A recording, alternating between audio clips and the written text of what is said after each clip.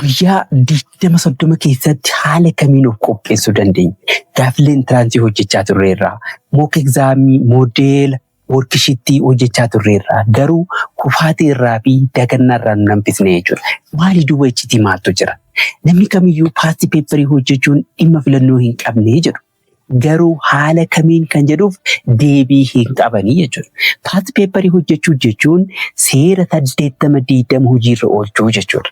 Haala kamiin seericha ni beeknaa? Guyyaa 20-30 keessatti mala active recall fayyadamuun dhimma filannoo hin qabnedha. Yes, saayinsiin isaa nuuf galeera. Garuu piraaktikaalii haala kamiin hojiirra oolchina? Guyyaa 20-30 keessatti riviizhin gochuun teekinooloojiitti fayyadamuun dirqama. Yes, kunis saayinsiidha. Haala kamiin teekinooloojii kan piraaktikaalii akkamitti fayyadamuu dandeenya? Amma AI kan fayyadamuu qabna. Akkamitti gaafachuu qabna? Ispeeshaalii AI jechuun waan sammuu keenya keessa jiru, waan nuti yaadaa jirru, waan inni beeku wanni tokkoyyuu hin jiru jechuudha. Inni yaada kamirratti yaada nuti kenninu inputii nuti itti kennu irratti hundaa'ee jechuudha. Outputii nu kennuu kan danda'u. So akkamittiin gaafachuu qabna kan jedhu sirriitti ilaallaa jechuudha. Yeroo gabaabaa kana keessatti gaafilee akkamii hojjechuu dandeenya? Akkuma beektan yeroo ammaa kana gaafii dhaammachoofnee jirra jechuudha. Barataa miti nuti barsiisonni gaafii nu macheessee jira. Telegiraamii irra deemtan gaafii argattu. Worksheetii jira, moodela jira, mock exaamii jira, intiraansii jira. Kun hunduyyuu gaafiidha. So yeroo gabaabaa qabnu kana keessatti taargeetii goonee gaafii nuti hojjechuu qabnu gaafii kamiidha kan jedhu viidiyoo har'aa kana keessaa argattu jechuudha. Kitaaba kutaa 9ffaadha hanga kutaa 12ffaa riviizhin gochuun yeroo gabaabduu kana keessatti ni danda'ama. Yes. Dhugaadha kun ni danda'ama. Garuu haala kamiin, tooftaa kamiin kan jedhuuf deebii isaa haala gaariidhaan argattu jechuudha viidiyoo har'aa kana keessatti. Ammaan tana yeroo gabaabaa kana keessatti saayinsiin nu barbaachisu. Waan isin itti himuu barbaadu, waan isin gorsuu barbaadu, waan isin barsiisuu barbaadu yoo jiraate maal ta'uu qabaa? Piraaktikaalii ta'uu qabaa jechuudha. Active recall fayyadamee isin agarsiisa. Seera 80-20 fayyadamuu itti fayyadameen isin agarsiisa. Ispeeshaalii intiraansii keessatti dirqama itti fayyadamuu qabna seera kanatti waan ta'eef jechuudha. Teekinooloojii yookiin AI fayyadamuu itti fayyadameen isin agarsiisa. Waliigala sooshaal saayinsii fi naachuraal saayinsii fakkeenya fudhachuudhaan ilaallaa jechuudha. Viidiyoon kun kan isin fayyadu wantoota kana sadaan yoo hojiirra oolchitan qofaadha. Tokkoffaa viidiyoo kana gaafa daawwattan nootii mataa keessanii qabattanii isteeppii isaa eegdanii yoo itti fayyadamtan qofaadha jechuudha. Lammaffaa viidiyoo kana jalqabarraa haga dhumaa ilaaltanii isteeppii isaa adda baaftanii yoo qabachuu dandeessan qofaadha. Sadaffaa wantoota viidiyoo kana keessaa argattan yoo hojiitti jijjiirtan qofaadha jechuudha. Wantoota kana sadeeniif yoo of hin qopheessine viidiyicha ammuma iskrool gochuu dandeessu isin fayyadu waan ta'eef jechuudha. Leexaas diipiin seera 80-20 hubachuu fi haala kamiin akka hojiitti jijjiiramu beekuu. Tokkoffaan seericha beekuudha. Lammaffaan seerichaaf waan barbaachisu adda baafachuudha. Sadaffaan seericha hojiirra oolchuudha. Mee seericha beekurraa haa jalqabnu. Seerri kun haala waliigalaatiin bu'aa yookiin outputiin 80 kan argamu sochii yookiin sababa yookiin inputii 20 irraatii jedha. Ifa akka ta'uu fi kana jechuun yeroo hunda waan ati hojjettu hunda keessaa inni guddaan inni bu'aa siif fidu kan argamu dalagaa xixiqqoo muraasa irraatii jechuudha. Afaan nu galuun akka seera 80-20tti qormaan intiraansii kutaa 9ffaadha haga kutaa 12ffaa kan qophaa'u mata duree yookiin tooppiksii ijoo ta'an kan parsantii 20 hin caalle keessaa jechuudha. Ammas akka ifa ta'uuf intiraansiif of qopheessuuf gaafa rivaayivdi goonu gaafa keessa deebinu kitaaba kutaa 9ffaadha haga kutaa 12ffaa jiru yuunitii hunda tooppiksii hunda dubbisuun hin danda'amu. Nun barbaachisu maal gochuu qabna? Seerichaaf waan barbaachisu adda baafachuu lammaffaa jechuudha. Akkamittiin adda baafanna? Tokkoffaa irratti gaafilee intiraansii waggoota 3 darbanii ilaaluun tooppiksii yookiin mata duree ijoo qormaan baay'inaan keessaa qophaa'u adda baafachaa deemu.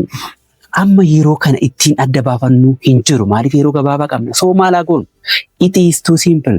Karaalee lama isinitti hima. Karaalee ittiin yeroo keessan qusachuu dandeessan, yeroo keessan akka hin qisaasofne gochuu dandeessan isinitti himaa jiru. Tokkoffaan gaafilee intiraansii hojjechaa tooppiksii yookiin mata duree qormaan baay'inaan keessaa bahu nuti mataa keenya qabachaa deemuu ni danda'ama. Lammaffaa AI yookiin Gemini itti fayyadamuudhaan sekondii keessatti qormaata intiraansii input gochuun samarii seera 80-20 akka nuuf qopheessu gochuun ni danda'ama. Kana piraktikaaliin isin agarsiisaa jechuudha. Garuu akka barsiisaa tokkootti waan isin gorsu AI irratti parsantii 100 of gatu hin barbaachisu. At least parsantii 50 ofii keenya parsantii 100 akka gargaarsaatti AI itti fayyadamuun more akka milkoofnu nu taasisaa jechuudha. Wantoonni haga ammaatti sitti meeqoon walii galataa maaldhaaf nu fayyada jennee kan laallu yoo ta'e tokkoffaa yeroo gabaabaa keessatti milkaa'ina ajaa'ibaa fiduudhaaf nu gargaara. Naannoo qormaanni baay'inaan keessaa qophaa'u adda baafachuudhaaf nu gargaara. Parsantii 100 dubbisuu irra parsantii 20 qofa dubbisnee milkaa'uun akka danda'amu nu agarsiisa jechuudha. Naannoo qormaanni baay'inaan keessaa qophaa'u sirriitti rivaayizii gochuudhaaf intiraansii, moodeel, mock exaamii, gaafilee shaakalaa naannoo kana keessaa qophaa'an sirriitti hojjechuudhaaf nu fayyada. Ammamii akkamittiin akka gaafii hojjechuu dandeenyu jalqabarratti isin himaan ture. Gaafii hojjedhaa malee akkamittiin akka hojjennu namni namatti himuu hin jirudha. Kanaafiyyuu tokkoffaa teeknooloojiin barataadhaaf ta'u barataan itti fayyadamuu qabu kamiinii kan jedhu. Barataadhaaf kan fayyadu teeknooloojiin yeroo ammaa teeknooloojii baay'ee beekti ta'e addunyaa irratti beekamaa ta'e baay'ee isaa dhugaarraa fagaanne Google Gemini'dha jechuudha. Kanaafi haala kamittiin itti fayyadamuu dandeenya, akkamittiin gaafachuu dandeenya kan jedhu gadi fageenyaan akkaataatti gaafiin hojjetamu, ispeeshaalii akkamittiin active recordii akka hojiirra oolchaa deemnu waliin ilaallaa jechuudha. Maal goona Google Gemini keenya eega baranneen booda by the way kompiitaraanis moobaayiliidhaanis akkamitti akka itti fayyadamnu gadi fageenyaan isin agarsiisaa don't worry. Amma jalqabaaf kompiitaraan ilaalaa jirra jechuudha. Maal goona mallattoo bilaasii asitti mul'achaa jirtu kana tuqachuudhaan har godhachuu hin dandeenya faayilii keenya. Yookiin immoo isa kanaan hin barbaadu yoo kan jennu ta'e just copy paste gochuun ni danda'ama jechuudha. Copy godhannee deemnee bakka jiru paste gochuun ni danda'ama. Lamaan keessaa tokkotti fayyadamuu hin dandeenya jechuudha. Mee fakkeenyaaf upload file kan jiru kana tuqannee fidachuu dandeenya. Kompiitara kiyyarraa fakkeenyaaf durarratti mee maal ilaallu ji'oogiraafii qormaata ji'oogiraafii yookiin intiraansii ji'oogiraafii fudhadhee isinitti argisiisu jechuudha. Fakkeenyaaf upload godheera ji'oogiraafii kana upload godheen jira. Normaalii upload ta'ee jira. Galee jira. Gemini irratti dabarsee jira. Achiin booda maal jedheen gaafachuu qaba. Gemini gaafachuu qaba. Ittiin barreessaa jechuudha. Maal jedheen for question please provide additional explanation the correct answer and an in-depth explanation of why the remaining options are incorrect jedhee itti barreesseera jechuudha. Achiin booda maal godhaa erguudha. Nan ergaa jechuudha. Sakandii keessatti waan ani barbaadu karaa ani barbaaduun na baasuu danda'a jechuudha laala. Laala amma gaafiin kun jira. Gaafichi jira. Gaafii tokkoffaanii in which of the following continents were the least COVID-19 cases reported in 2021 jedha. Correct answer jira. Explanation kiyya naa kennaa jechuudha. Kun egaa faayidaan isaa maalidha? Qo'achuudha jechuudha gaaficha. Deebisriin keenya baadha. Explanation immoo tokkoon isaa maaliif akka inni ta'e warri kun immoo maaliif akka hin taane nu kennuu danda'a jechuudha. Gaafirratti hundaa baay'isee wayi. Teeknooloojii kanatti fayyadamnee kaanee yoo cufnee baane seefdi ta'etuma ta'a. Gaafa lammaffaa irra deemnee sarchi gochuun nu barbaachisuudha inneetuma dubbisuu dandeenya jechuudha. Faayildi ta'ee ta'a waan ta'eef jechuudha. Teeknooloojii baay'ee mirtii ta'edha. Bifa kanaatiin kan hojjennu yoo ta'e, bifa kanaatiin qormaata hojjechaa kan deemnu yoo ta'e, this is called what? Active recall maal? Active recall jechuun waan tokko gaaficha ilaalaa jirra. Lammaffaa gaafichaaf deebiin kam akka ta'e ilaalaa jirra. Sadaffaa kanneen biroo related ta'anii warra dhufan eedha haga jiran related ta'anii warra dhufan maaliif akka isaan hin taane illee adda baasaa deemaa jirra jechuudha. Kanaafi bifa kanaatiin hojjetamuu qaba jechuudha gaafiin. Bifa kanaatiin laala tokkoon isaa explanation qaba jechuudha. Fakkeenyaaf amma gaafii arfaffaa kana yoo fudhanne how can the problem of environmental sustainability be reduced jedha. Correct answer B. Deebiin isaa jira. Explanation isaa jira. Tokkoon immoo filannoo kanneen biroo maaliif akka hin taane jira jechuudha. Kana jechuun maal jechuudha? Filannoon hin taane kun yeroo biraa immoo qormaata ta'ee dhufuu danda'a. Kanaaf filannoo kana keessa waan jiru sirriitti hubachuun more active recordii jennee kan yaamnu isa kanaadha jechuudha. Karaa biraatiin maal godhaa jira? naannoo gaaffileen itti baay'inaan ba'ulleen nutti mataa keessanii qabachaa deematanii jedhee jira. Kanaaf gaaffilee kana hojjechaa nutti mataa keessanii qabachaa deemuu dandeessu jechuudha. Fakkeenyaaf guyyaatti gosa barnootaa 2 haa jennutti gaaffii 100 gaaffii intiraansii irra deebitan jechuun saabjektii 2 guutumaan guututti irra deebuu dandeessanii jechuudha. Kun egaa akka gaaffiitti daqiiqaa muraasa keessatti yookiin sa'aatii 1 sa'aatii 2 keessatti kan hojjennee bira dabarruu miti. Gadi fageenyaan tokkoon isaa ilaalaa kan ittiin hojjechaa deemnu yoo ta'edha jechuudha. Faayidaa kan nuu kennuu danda'u. Kanaafi tokkoffaa teekinooloojii itti fayyadamuu qabnu teekinooloojii sirriin Google Gemini kan itti fayyadamu baay'ee barbaachisaadha. Lammaffaa immoo gaafa gaaffii hojjennu gaafficha sana sirriitti understand goonee gaafficha sana adda baafnee qubee gaaffii keenya maaliif akka ta'e adda baafnee kanneen biroo immoo maaliif akka hin taane adda baafachuu qabna jechuudha. Yeroo tokko maaltu jira gaaffiin tokko gaaffii kompleksii ta'a. Jechuun dubbii Ingiliffaati waan ta'eef naa galuu dhiisuu danda'a. So maal gochuun qaba yeroo kanatti? Gaafficha sana related yookiin immoo gaafficha directly gara afaan kiyyaatti fudhadhee afaan kiyyaan akka inni ibsu taasisuu nan danda'a jechuudha. Mee haa jennu fakkeenyaaf gaaffii 5ffaan naan galle kompleksiidha. So afaan kiyyatti jijjiirradhee gaaffichi kun akka inni sirriitti understand naa ta'u gochuun barbaada jechuudha. So maalan godhaa? Please Gemini question number 5 by afaan Oromoo jedheetti barreessa jira. Barbaadan afaan Amaariffaatiin jechuu dandeessanii afaan isinitti tolu gochuu dandeessu jechuudha. Akkaataa barbaadan jechuudha. Kanaaf maalan godhaa ittaan ergaa jechuudha. Kan hubachuu hin dandeenye gaaffii kan akkas ta'uu hin dandeenye jennee wanti sababeessinu tokko hin jiru jechuudha. Wanti qaama biraa gaafannus wanti qaama biraa eeggannuufis hin jiru jechuudha. Kunoo dhaabaa seeraa jechuudha. Gaaffiin kun naan galle yoo ta'e directly gaaffii kana ibsataa wajjiniin gara afaan kiyyaatti naa jijjiiree tokkoon isaa akkanaan ilaaladhu naa taasisaa jechuudha. Kanaaf dhimma itti kennee irra teenyee dubbisuun nurraa kan eegamudha. Achirraa kan hafee bifa kanaatiin kan deemtan yoo ta'e I'm sure yeroo gabaabduu qabdan kana keessatti gosa barnootaa hunda karaa sirriidhaan karaa disipiliinii ta'een irra deebitanii fixuu ni dandeessu. Itti milkaa'ulleen ni dandeessu jechuudha. Okay, mi'a immoo history fudhadhee isinitti agarsiisu. Sila ji'oogiraafii fudhadhee isinitti argisiise. Amma muusa seem waluma fakkaataa aduma garuu mee history fudhadhee isinitti agarsiisu akkuma duraatti jechuudha. Argochuu kan dandeessanii yoo barbaadan mallattoo pilaasii kanatti buutanii upload gochuu dandeessanii. Moobaayilii irratti isinitti agarsiisa jedheera normaalitti isinitti agarsiisa gabaabse. Kanaaf upload godhannaa jechuudha. Inni dura yoo barbaanne immoo koppii goonee finni asirratti paste gochuunis ni danda'ama jechuudha. Fakkeenyaaf history entrance examination kan jedhu sikaa 2017 jira. Upload godheera. Akkuma argitan history 2017 upload godhee jira. Achiin boodatti barreessuudha jechuudha. Already takka barreesseera waan ta'eef copy paste gochaa jiranii normaalitti barreessee jira. Achiin boodatti argina jechuudha laala. Too simple. Yeroo gabaabaa keessatti sakandii keessatti har'a kan qo'anne immoo yeroo biraa search gochuun nu barbaachisu irra deebinee qofa dubbisuu qofaa jechuudha. Fakkeenyaaf ilaala. Question number 1. What was the cause for the division of Islam into Sunni and Shia ilaal. Akkas jedha gaafichi achiin booda gaafichaaf deebii nu kennee jira. Akkuma argaa jirtanii deebii argannee jirra.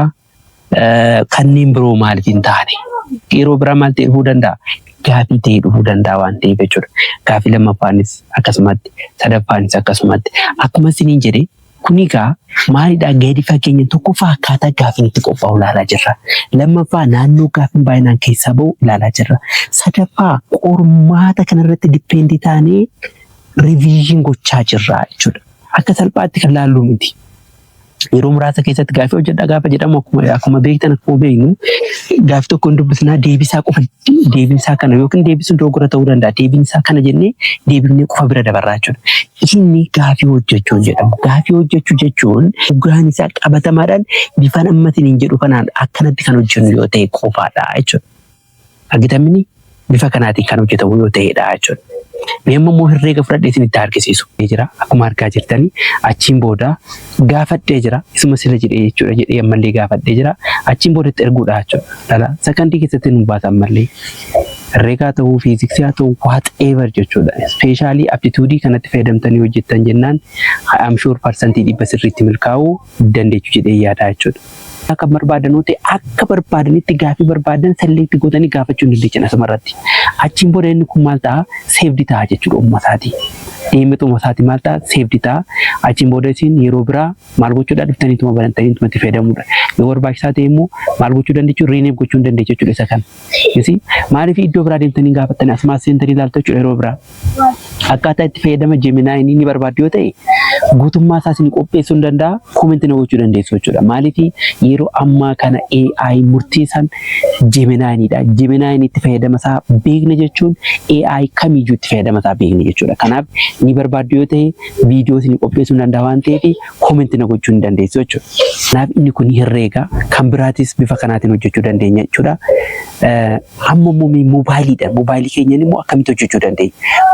Moobaayiliin kan kompiitaraa caalaa immoo filatamaadha jechuudha. Beektanii haga ammaatti kompiitara keenyan jechuudha waliin ilaalaa kan turre amma moobaayilii keenya fayyadamnee akkasumallee immoo qormaata keenya qabannee hitti jechuudha.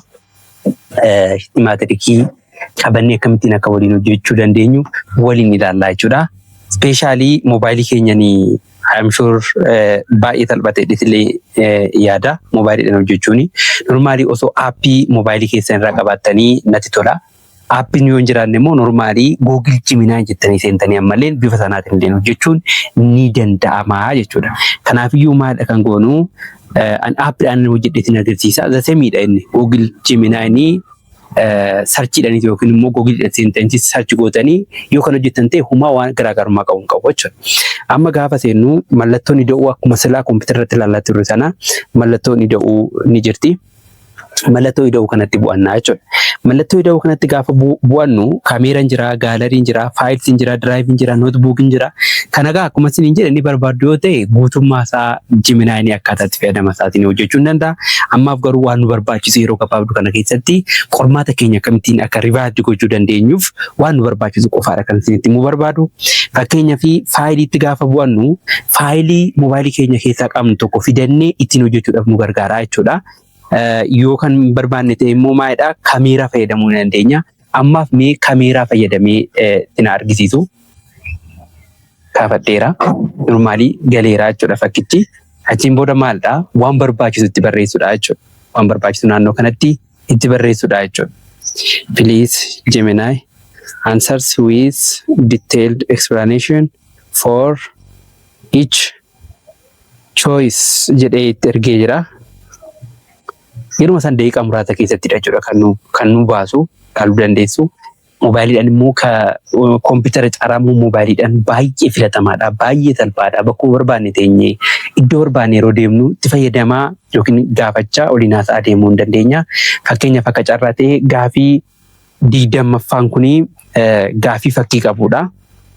Fakkii qabudha. Garuu fakkii naaf hin baafne, normaalii fakkii naaf hin baafne. Kanaaf maal jechuun ni danda'a? Please fakkeenyaaf gaafiin 20ffaan kun gaafiin 20ffaan akkuma asirraa isinitti argisiise gaafiin kun maal qabaa?